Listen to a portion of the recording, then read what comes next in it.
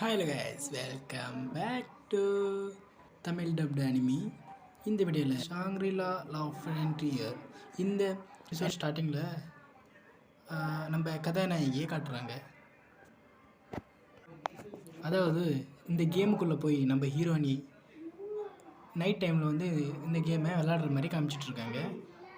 இப்போது அவங்கக்கிட்டேருந்து டைரெக்டாக வந்து கேமுக்குள்ளே காட்டுறாங்க. கேமுக்குள்ளே போகிறாங்க.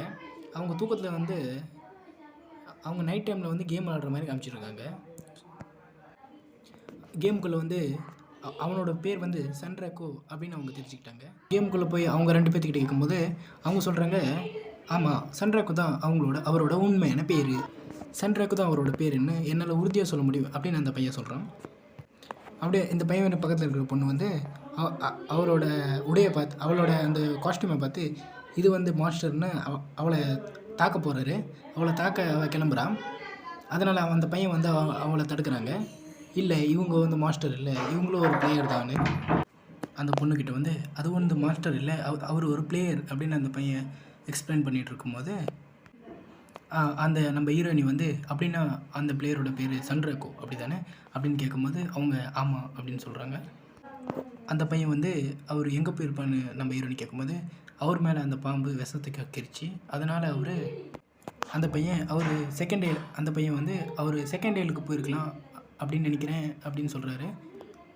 அதுக்கு நம்ம கதாநாயகி வந்து அவர் வந்து ஒரு பேர்டு ஹெட்டோட சட்டை போடாமல் இருந்தாரா அப்படின்னு கேட்கும்போது அதுக்கு அந்த பையன் ஆமாம் அப்படி தான் இருந்தார், ஆனால் இப்போ ஒரு வேளை எக்யூப்மெண்ட்டை மாற்றிருக்கலாம் அப்படின்னு சொல்கிறான். அதுக்கு அந்த பொண்ணு வந்து அந்த பேர்ட் மாஸ்க் ரொம்ப பயங்கரமாக இருந்தது, நான் கூட ஒரு மாஸ்டர்னு நினச்சேன் அப்படின்னு சொல்லிகிட்ருக்கா. அதுக்கு நம்ம கதாநாயகி வந்து என்னால் இதை நம்பவே முடியல, அவன் எந்த எக்யூப்மெண்ட் இல்லாமல் அவ்வளோ பெரிய பாம்பை தூக்கடிச்சிட்டானா அப்படின்னு நினச்சி அவனை புகழ்கிறாங்க. நம்ம கதாநாயகி வந்து உங்களோட இன்ஃபர்மேஷனுக்கு ரொம்ப நன்றி, அதுக்காக இதை கொடுக்குறேன்னு அவங்களுக்கு கொஞ்சம் தேவையான எக்யூப்மெண்ட்டை கொடுக்குறாங்க. அப்புறமா நம்ம கதாநாயகி அந்த இடத்த விட்டு கிளம்புறாங்க. அதுக்கு அந்த பக்கத்தில் இந்த பொண்ணு என்ன ஸ்பீடு அப்படின்னு சொல்கிறா. அதுக்கு அந்த பையனும் எனக்கு அதை பற்றி தெரியல, அவங்களோட எம்லேப்பை பார்த்தா லைக் அ கன் மாஸ்டர் என்ற யூனிக் மாஸ்டர் கொடுத்து சேர்ந்தவங்க அப்படின்னு அந்த பையன் அவளுக்கு சொல்லிகிட்டு இருக்கான். அதுக்கு அந்த பொண்ணு யூனிக் மாஸ்டரா லைக் அ கன்னா அப்படின்னு எதுவுமே தெரியாமல் கேட்குறா. இவங்களுக்கு இண்டிவிஜுவல் நேம் அப்புறம் டைட்டிலும் இருக்கும் அப்படின்னு எக்ஸ்பிளைன் பண்ணிகிட்டு இருக்கான். இவங்க ஒருவேளை இந்த கேமில் தோத்துட்டா புது கேமோட வருவாங்க அப்படின்னு அந்த பையன் எக்ஸ்பிளைன் பண்ணிகிட்ருக்கான். ஆனால் யூனிக் மாஸ்டர் ஒன்று தான், அதை தோக்கடிக்க இது ரொம்ப கஷ்டம் அப்படின்னு சொல்லிக்கிட்டு இருக்கான். எஸ்எல்எஃப்பில் 7 யூனிக் மாஸ்டர் இருக்குது 7 யூனிக் மாஸ்டர் இருக்குது அப்படின்னு ஒரு ரூமர் இருக்குது. இந்த யூனிக் மாஸ்டர்ஸை கொலாய்ஸை அப்படின்னு கூட சொல்லலாம். நிறைய பிளேயர்ஸ் அவங்கள தோக்கடித்து வெளியே அனுப்பணுன்னு டீம் ஃபார்ம் பண்ணி விளாடுவாங்க. அப்போ அந்த பொண்ணு வந்து அப்போ இவங்க தான் ஒருவேளை இந்த கேம் ஆரம்பித்து 1 வருஷம் தான் ஆகுது, ஆனால் 30 மில்லியனுக்கும் மேலே பிளேயர்ஸ் இருந்தாலும் ஒருத்தரால் கூட அந்த யூனிக் மாஸ்டர்ஸை தோக்கடிக்கவே முடியல. Unique master like Agon the night slayer அப்படின்னு அந்த ஏபி வந்து பேசுது. நம்ம தலைவன் அதை பார்த்து பீதியாகி யூனிக் மாஸ்டரா அப்படின்னு கேட்கும்போது நம்ம லைக் அகன் மாஸ்டர் ஒரு கர்ஜனை கொடுக்கும் பாருங்கள், நம்ம தலைவன் அப்படியே ஆடி போயிடுவான். அந்த லைக்கன் அப்படியே பாஞ்சு நம்ம தலைவனை தாக்க வரும்போது அப்படியே ஜஸ்ட்டு மிஸ்ஸில் நம்ம தலைவன் அங்கேருந்து தப்பிப்பான் பாருங்கள், வேறு லெவலில் இருக்கும். அந்த ரெட் கேப்ஸ் எவ்வளோ மோசமானவங்களா இருந்தாங்க, அதில் ஒரு நொடியிலே தோக்கடிச்சு ஒரு அடி அதுக்கு இருந்து வாங்கினா என் கதை முடிஞ்சது.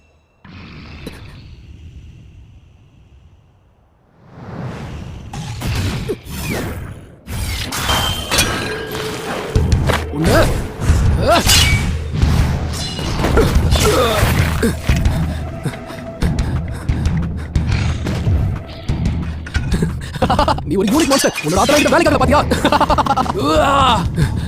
இந்த நைட் முழுக்க உங்க சண்டை போட்டு தாக்கு பிடிச்சது நினைச்சா பெருமையா இருக்கு. நமக்கு பெர்ஃபெக்ட் பேரி கட்டாம இருந்தா இன்னும் எனக்கு சங்கு ஊதிருப்பாங்க. தப்பிச்சடா, ஒரு செகண்ட் லேட்டா இருந்தா என் கதை கந்தல் ஏதோ வந்துகிட்டே இருக்க.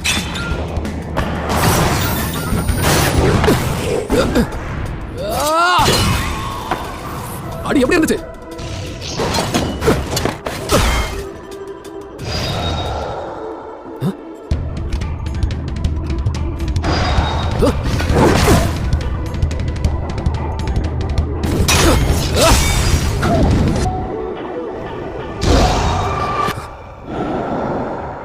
திரும்ப மறைஞ்சிருச்சு. அடுத்து எங்க வரப்போகுது?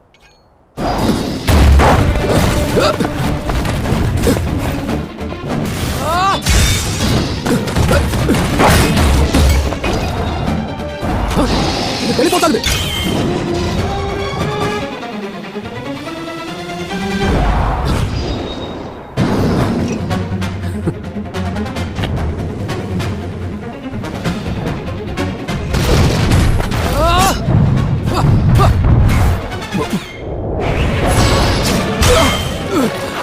இந்த பாம்பை விட இந்த உல்ஃபை தோற்கடிக்கிறது ரொம்ப கஷ்டமா இருக்கு.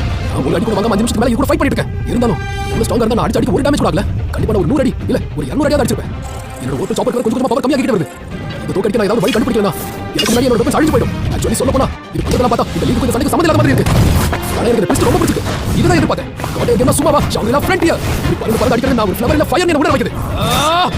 இதுக்கு மேல ஒரு கேம்ல என்ஜாய் பண்ணி என்ன இருக்க போகுது? நான் வரேன். நான் ரெண்டு ரவுண்ட் பார்க்காம விட மாட்டேன். இவ்வளவு மோசமான காஷ் கேம்ல பார்த்துட்டு தான் வந்திருக்கேன். உன்கிட்ட பக்ரவுட் ஹிட் பாக்ஸ் இல்ல எனக்கு முன்னாடியே தெரியும். உன் வரலாற்றிலே நீ இந்த மாதிரி ஒரு தோல்வியை சந்திச்சிருக்க மாட்டேன். லைக்கிட்ட தோத்த நம்ம தலைவன் வந்து உண்மை கசப்பாக இருந்தாலும் அதை ஏற்றுக்கிட்டு தான் ஆகணும் அப்படின்னு நினைக்கிறோம். இதுக்கு மேலே ஒரு புது ஸ்கில் என்னால் கற்றுக்க முடியாது அப்படின்னு நம்ம தலைவர் சொல்லிகிட்டு இருக்கும்போது நம்ம தலைவர் ஒன் ஹெச்பியில் மிஸ் ஆகிருப்பான். இப்போது நினச்சி பார்ப்போம், ஒரு ஹை லெவல் பிளேயர் வந்து நம்மளை காப்பாற்றுறது நடக்காத காரியம் அப்படின்னு. அதே மாதிரி ஏதாவது ஒரு அதிசயம் நடக்க இது சினிமா கிடையாது அப்படின்னு நினச்சிக்கிட்டு நம்ம வாழ்க்கை இதோட முடிச்சிருச்சு இந்த கேமில் அப்படின்னு நினச்சிட்டு இருக்கும்போது நம்ம தலைவன் வந்து என்கிட்ட ஒரு ஹெச்பி இருக்குது, அவ்வளோ பெரிய அடி வாங்கியும் என்கிட்ட ஒரு ஹெச்பி இருக்குது அப்படின்னு நினைக்கும்போது இது கண்டிப்பாக மிராக்கள் தான் அப்படின்னு நினைக்கிறோம். அந்த லைக்கு கண் வந்து நம்ம தலைவன் முன்னாடி நிற்கும்போது நின்றுட்டுருக்கு. அந்த லைக்கன் நம்ம தலைவன் முன்னாடி நின்று பார்க்குது. அதுக்கு நம்ம தலைவன் நீ உண்மையிலேயே ரொம்ப ஸ்ட்ராங்கானதா அப்படின்னு சொல்கிறாரு. நீ ஸ்ட்ராங்காக இருக்கனா உன்னை அந்தளவுக்கு ப்ரோக்ராம் பண்ணியிருக்காங்க. உன்னை உருவாக்குனவன் நீ எவ்வளோ ஸ்ட்ராங்காக இருக்கணுமோ அவ்வளோ ஸ்ட்ராங்காக இருக்க அப்படின்னு உருவாக்கியிருக்கான். ஒன்று சொல்லவா, எனக்கு இதெல்லாம் கால் தூசி. முடிவு பண்ணிட்டேன், நான் ஃபைனல் பாஸை தோக்கடிக்கணும். Like Agon the night slayer, உன்னை நான் அழிக்காமல் விட மாட்டேன் அப்படின்னு நம்ம தலைவன் லைக் அகனுக்கு நேராக ஒரு சேலஞ்சை பண்ணுவான் பாருங்கள். அப்படியே கொஞ்ச நேரம் விட்டு பார்த்தா நம்ம தலைவனை ஆஸ்பத்திரியில் வந்து தூக்கி போடுது. ஆஸ்பத்திரியில் கண் முழிக்கிறான். நம்ம தலைவனோட உடம்புல ஏற்பட்ட மார்க்கை பற்றி அந்த கேம்லேருந்து ஒரு நோட்டிஃபிகேஷன் வருது. அதாவது அதுதான் கேர்ட்ஸ் வந்து லைக்கோன் கூட சண்டை போட்டவங்க உடம்புல வர மார்க்ஸ். இந்த மார்க்ஸால் பாதிக்கப்பட்ட பாடிக்கிட்ட எக்யூப்மெண்ட்ஸை பொருத்த முடியாது. நம்ம தலைவன் வந்து என் உடம்புல அந்த லைக்கன் போட்ட மார்க்கா இப்படி சிக்னேச்சர் போட்டு வச்சுருக்கேன்னு லைக்கனை கழுவி ஊற்றிட்டு இருக்காரு. இது பண்ண மார்க்கால் இது பண்ண மார்க்கால் என் காலில் எக்யூப்மெண்ட்ஸு கூட போட முடியாதா அப்படின்னு நம்ம தலைவன் நினச்சிக்கிட்டு அந்த ஓனாயை நான் சும்மா விட மாட்டேன் அப்படின்னு கத்துறாரு. அப்படியே எங்கேருந்தோ வந்து என் உடம்பு முழுக்க காட்டுன்னு காட்டிட்டு போயிடுச்சு அப்படின்னு புலம்பிகிட்டு இருக்காரு. அதுவும் இல்லாமல் லோவர் லெவல் ஏலியன்ஸ் எல்லாம் இந்த மார்க்கை பார்த்தா பயந்து ஓடிடும். பாதிக்கப்பட்ட இடத்துல மேஜிக்ஸ் கூட வேலைக்கு ஆகாது. இந்த சாபம் என்னை விட்டு போகணுன்னா நிறைய ப்ரேயர்ஸ் எல்லாம் கேட்கணுமா அப்படின்னு புலம்பிட்டு இருக்காரு. இல்லைனா இந்த சாபம் நமக்கு யாரால கிடச்சிதோ அவங்கள நம்ம தோக்கடிச்சுட்டு இந்த சாபம் போயிடும் அப்படின்னு அதில் போட்டிருக்கு. நம்ம தலைவனும் இதுலேருந்து நான் தப்பிக்கணும்னா இந்த சாபம் ஜன்னல்லேருந்து வெளியே பார்த்துட்டு வெதர் ரொம்ப நல்லா இருக்கு, இப்போ நான் என்ன பண்ணுறது அப்படின்னு யோசிச்சுட்டு இருக்காரு. அப்படியே யோசிச்சுட்டு வெளியே கிளம்பி போயிட்டாரு.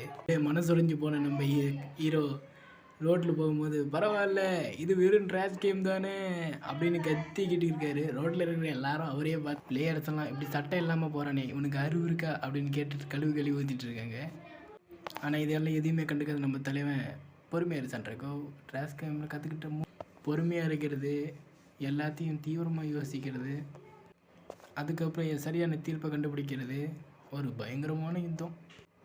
யூனிக் மாஸ்டர்கிட்ட ஃபைட் பண்ணதால் என் லெவல் ஏறி இருக்கிறது, என் லெவல் அப்பாக இருக்குது, ஒரு நல்ல எக்ஸ்பீரியன்ஸ் கிடைச்சிருக்கு, இதால் என் ஸ்கில்லும் டெவலப் ஆகிருக்கு. இதால் கிடைச்ச இந்த 50 பாயிண்ட்ஸை நான் கேர்ஃபுல்லாக டிஸ்ட்ரிபியூட் பண்ணணும்னு நினைக்கிறேன் அப்படின்னு நம்ம தலைவன் ஒன்றுக்கா டிஸ்ட்ரிபியூட் பண்ணிகிட்ருக்காரு. நம்ம தலைவன் உயிர் சக்தி 6 இருக்கிறத பார்க்காம ட்ராஷ் கேமுக்கு இருக்கிற பாயிண்ட்ஸ் எல்லாம் கொடுத்துட்டு புலம்புறாரு. நான் எதுக்கு அதுக்கு இது பண்ணேன், இது என்ன ஒரு அடியிலேயே என்னை கொண்டு போட்டுருமே அப்படின்னு. அவுட் ஆஃப் ஸ்பாட்டில் 2 ஆர்மருக்கு நடுவில் நான் மாட்டியிருக்கேன், உயிர் சக்திக்கு பாயிண்ட் போட்டால் இது தண்ணியில் விடுற பாயிண்ட் மாதிரி தான் அப்படின்னு தலைவர் சொல்லிக்கிட்டு புலம்பிக்கிட்டு இருக்காரு. ஹெச்பியும் அப்படியே தான் இருக்குது. நான் என்னோடய ஸ்பீடும் ஸ்டாமினாவுக்கு தான் ஏம் பண்ணணும், இதுக்கு தான் நான் பாயிண்ட்ஸை கொடுக்கணும் அப்படின்னு தலைவர் சொல்லிகிட்ருக்காரு. அப்புறம் என்னோடய பெஸ்ட்டு ஸ்லாட் 65 பாயிண்ட்டு லக்குக்கு தான் கொடுத்துருக்காரு. லைகோன்னு கூட சண்டை போட்டதில்ல, அவ்வளோ அடிப்பட்டும் நான் ஒரே ஹெச்பியில் தப்பிச்சேன்னு அது என் லக்கு தான் அப்படின்னு சொல்லி அவரே பெருமைப்பட்டுக்கிட்டு இருக்காரு. நம்ம தலைவன் மனசு உடைஞ்சு போய் இந்த கேமை பொறுத்த வரைக்கும் நான் நிறைய பண்ணிட்டேன், அப்போ உதவிக்காக இந்த வாட்டி லக்க தேடி போகிறதுல தப்பே இல்லைல்ல அப்படின்னு கத்திட்டு இருக்கும்போது மேலேருந்து ஒரு பன்னி வந்து அவர் தலைமையிலே விழுவும் பாருங்க. நம்ம தலைவனும் இப்போ என்ன வந்துச்சு, அந்த ரேபிட் அங்கே என்ன பண்ணுது அப்படின்னு சொல்லிக்கிட்டே போன சீசனில் இவர் சண்டை போட்ட ஓர்பல் பன்னியை நினச்சிக்கிட்டு இது அந்த ஓர்பல் பன்னி தானே அப்படின்னு நினைக்கிறாரு.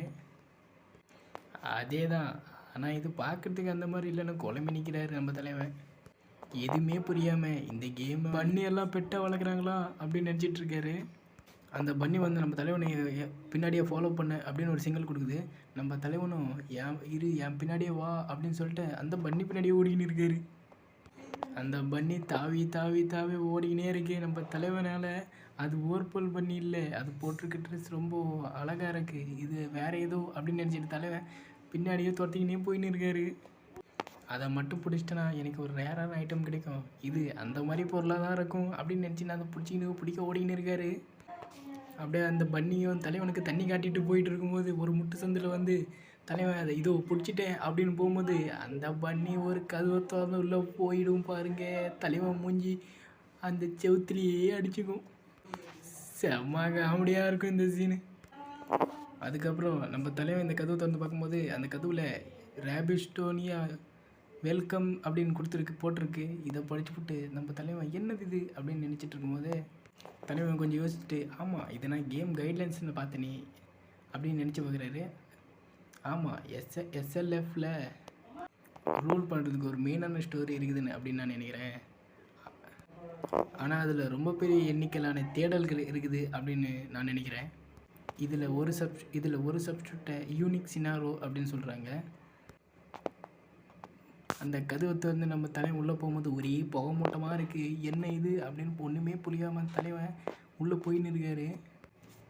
என்னோட தலைவன் எது இன்னுமே புரியாமல் இது வந்து ரொம்ப அறியவாதிக்காக இருந்து இதுக்குள்ளே போனால் நமக்கு எதுனா நல்ல பண்டில்ஸ் நல்ல வெப்பன் ஸ்கில் எல்லாம் கிடைக்கும்னு நினச்சிக்கிட்டு நம்ம லக்கில் பாயிண்ட் போட்டது ரொம்ப நல்லது அப்படின்னு சொல்லிட்டு அவரே பெருமையாக பேசிக்கின்னு இருக்காரு. இந்த சான்ஸை விட மாட்டேன் அப்படின்னு உள்ளே போயின்னு இருக்காரு கதவு சாத்திட்டு. அப்படியே உள்ளே போயிட்டு வந்து இங்கே இவ்வளோ அற்புதமான இடமா அப்படின்னு கத்துறாரு. எல்லா பக்கமும் ஒரே இந்த பன்னி கூட்டமாக இருக்குது. என்ன எங்கே பார்த்தாலும் ஓர்பல் பன்னியாகவே இருக்குது அப்படின்னு சொல்லின்னு யோசிக்கிறாரு. நான் எதனா மான்ஸ்டர் உலகத்துக்குள்ளே வந்துட்டேன் நான் அப்படின்னு குழம்பி நிற்கிறாரு.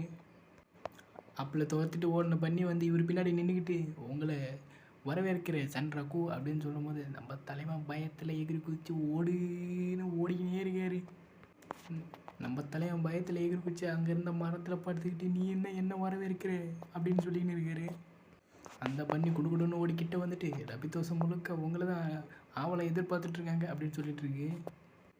உங்ககிட்ட நிறைய வீக்னஸ் இருந்தாலும் உங்களால் நைட்ஸ்லேயே நேருக்கு நேராக மோதுகிற திறமை இருந்துச்சு அப்படின்னு அந்த பண்ணி சொல்லி இவரை புகழ்ந்துக்கிட்டு இருக்கு. அது மட்டும் இல்லாமல் ஒரு சிங்கிள் இட்டு கூட கொடுக்காம ஒருத்தனுக்கு மரணடியை கொடுக்குற திறமை உங்களுக்கு தான் இருக்குன்னு அப்படின்னு சொல்லி புகழ்ந்துக்கிட்டு இருக்கு. நம்ம தலைவன் விரைக்க பார்த்துன்னு இருக்கான். இதை அந்த பண்ணி வந்து எனக்கு தெரிஞ்சு ஓர்பல் ஆத்மாவோட உருவமே நீங்கள் தான் அப்படின்னு சொல்லிட்டு கத்தி நிற்குது. நம்ம தலைவன் வந்து ஓர்பல் ஆத்மாவா அப்படின்னா என்னம்மா எதுவுமே தெரியாமல் அந்த பண்ணியை பார்த்துன்னு இருக்காரு. அதுக்கு அந்த பண்ணி வந்து நான் மட்டும் ஓர்பல் ஆத்மாவாக இருந்திருக்கலாம் அப்படின்னு சொல்லுது. நம்ம தலைவன் வந்து அது கூட தண்டை போட்டு என் உடம்பெல்லாம் மார்க்கானத்தான் மிச்சம் அப்படின்னு சொல்லி நிற்காரு.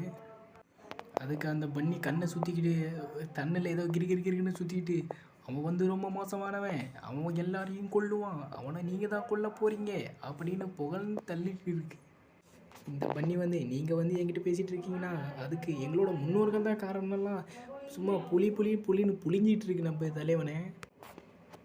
இதுக்கு உங்கள் உடம்புல இருக்கிற இந்த அடையாளமே போதும் அப்படின்னு அந்த பண்ணி சொல்லிக்கின்னு இருக்கு. நம்ம தலைவனும் விரைக்க பார்த்துக்கினே உட்காந்து கிடக்குறான். அதேமாரி லைஃப் டெம்பலர் உங்களை சின்ன பொம்மை பேசுகிறது வந்து இது ஒன்றும் புதுசு கிடையாது, இது ஒரு வேளை என்பிஎஸ்சியாக இருக்குமோ அப்படின்னு நினச்சிக்கின்னு இருக்காரு. இது வந்து லைக்கா கண்ணுக்கு மேலே ரோஸ் பண்ணுது. அந்த மார்க்கில் என்ன போட்டுட்டு இருந்துச்சு? அதை பற்றி தான் இது இவ்வளோ நேரமாக சொல்லிக்கிட்டு இருக்கா. இப்போ தான் நம்ம தலைவனுக்கு இதெல்லாம் புரியுது. அந்த பன்னியும் எங்களோட பாஸ் உங்களை பார்த்து பேச ரொம்ப ஆர்வமாக இருக்காரு, என் கூட வாங்க அப்படின்னு சொல்லுது. நம்ம தலைவனும் என்னது ஏன் கூட பேசணுமா, ஒருவேளை நான் கொண்டு ஓர்பல் பன்னிக்காக என்ன பழி வாங்க கூப்பிட்டு வந்திருப்பாங்களோ அப்படின்னு நினச்சி பீதியில் நிற்கிறாரு. என்ன சொல்கிறீங்க மிஸ் அப்படின்னு சொல்லும்போது அந்த ஓர்பல் அந்த பன்னி வந்து என்ன நீங்கள், அதுக்கு அந்த பன்னி வந்து நீங்கள் பயப்படாமல் இங்கே வரலாம், எங்கள் பாஸ் வந்து பழி வாங்குறதுல அப்பாற்பட்டவர் அப்படின்னு சொல்லின்னு இருக்கு. இங்கே இருக்கிற கட்டடங்களில் பார்த்து நம்ம தலைமை விரைக்க பார்க்குறான். என்னடா இது, எப்படிடா கட்டியிருக்கீங்க, இந்த மாதிரி எவ்வளோ அற்புதமாக கட்டியிருக்காங்க அப்படின்னு சொல்லும்போது அந்த பன்னி வந்து ஏராளமான மனுஷருங்க இந்த ரேப்பிடோ உலகத்துக்கு வந்திருக்காங்க அப்படின்னு நம்ம தலைவர்கிட்ட சொல்லிகிட்டு இருக்கு. அதுக்கு அந்த பன்னி எனக்கு தெரிஞ்சு இந்த பேலஸ்குள்ளே வர முதல் மனுஷன் நீங்கள் தான் சன்ரேக்கோ அப்படின்னு சொல்லுது. நம்ம தலைவனுக்கு ஒன்றுமே புரியல. அதுக்கு நம்ம தலைவனும் அப்போ அதுக்கு அர்த்தம் என்ன, இந்த யூனிக் சினாரியோடதெல்லாம் வர்றது நான் தானா அப்படின்னு சொல்கிறாரு. அதுக்கு அந்த பன்னி வாங்க வாங்க இந்த பக்கம் தான் போகணும் அப்படின்னு சொல்லுது. அந்த ஓர்பல் பள்ளி வந்து ஒரு கதவை திறந்து ஹலோ அப்பா, இல்லை பாஸ் அப்படின்னு சொல்லுது. ஒருவேளை இந்த பாஸ் தான் இந்த பன்னியோட அப்பாவாக இருப்பாங்களோ, வாங்க என்னன்னு பார்ப்போம். அப்படியே அந்த கதவை திறந்து நம்ம ஓர்பல் ஆத்மா சாரா ஒரு வீரனை கூட்டிகிட்டு வந்திருக்கேன் அப்படின்னு சொல்லிட்டு நம்ம தலைவனை காமிக்கிறாரு. அப்படியே நம்ம தலைவனுக்கு கெத்தா உள்ளே வந்தால் ரொம்ப தூரத்தில் 2 லைட்டோட ஏதோ ஒரு பெரிய உருவத்தை மட்டும் பார்த்துட்டு விரைக்க பார்க்குறாரு. அப்படியே தலைவன் புகையோடு உக்காந்துருக்காரு. இதை பார்த்து நம்ம தலைவனுக்கு ஒன்றுமே புரியலைங்க. அதுக்கு அங்கே உட்காந்துருக்கிற தலைவனும் ஓ நீங்கள் வரத்துக்கு ரொம்ப நேரம் ஆகிடுச்சு, நீ தான் அந்த நாய்க்குட்டி கூட சண்டை போட்டவனா அப்படின்னு நம்ம லைக்ககனியே மொக்க பண்ணிட்டாருங்க. நம்ம தலைவனும் ஆமான்னு சொல்லும்போது அந்த பன்னி வந்து பேசுன்னு விரிவாகுது. அதுக்கு நம்ம தலைவன் அங்கே உட்காந்துருக்கிற பாஸ் வந்து நீங்கள் இந்த மாதிரி ஓர்பல் ஆத்மாவை இழந்துடுறீங்க, உங்ககிட்ட நம்பிக்கை இல்லை அப்படின்னு சொல்லிட்டு இருக்காரு. நடந்ததெல்லாம் பார்த்தா நீங்கள் நம்பிக்கை இழந்தவங்கன்னு நினச்சேன், ஆனால் உங்களை பார்த்தா நம்பிக்கை இருக்கிறவங்கிற மாதிரி தெரிகிறதே அப்படின்னு நம்ம பாஸ் சொல்லிகிட்டு இருக்காரு. அதனால் பாஸ் வந்து அதனால் நான் உங்களுக்கு சில அறிகுறிகள் கொடுக்க போகிறேன் அப்படின்னு சொல்கிறாரு. அப்படியே வாயில் சிகரெட்டை வச்சுக்கிட்டு நான் தான் இந்த ரபிதோ உலகத்தோட பாஸ் அப்படின்னு சொல்லிக்கிட்டு இருக்காரு. என்னோட பேர் வயசாஷி அப்படின்னு சொல்லும்போது நம்ம தலைவர் பீதியில் நிற்கிறாரு. இதோடு இந்த எபிசோடை முடிக்கிறாங்க. வாங்க கைஸ், வீடியோ பிடிச்சிருந்தா லைக் பண்ணுங்கள், சப்ஸ்கிரைப் பண்ணுங்கள், ஷேர் பண்ணுங்கள். மேலும் இங்கே கொடுக்குறேன். இந்த வீடியோ பிடிச்சிருந்தா லைக் பண்ணுங்கள், சப்ஸ்கிரைப் பண்ணுங்கள், கமெண்ட் பண்ணுங்கள். அப்போ தான் மேலும் வீடியோ போங்க எங்களுக்கு மோட்டிவேட்டாக இருக்கும். நாங்கள் இப்போ தான் புதுசாக வாய்ஸ் டப் பண்ண ஆரம்பிச்சிருக்கோம். வாய்ஸ் டப் பிடிச்சிருந்தா சப்போர்ட் பண்ணுங்கள்.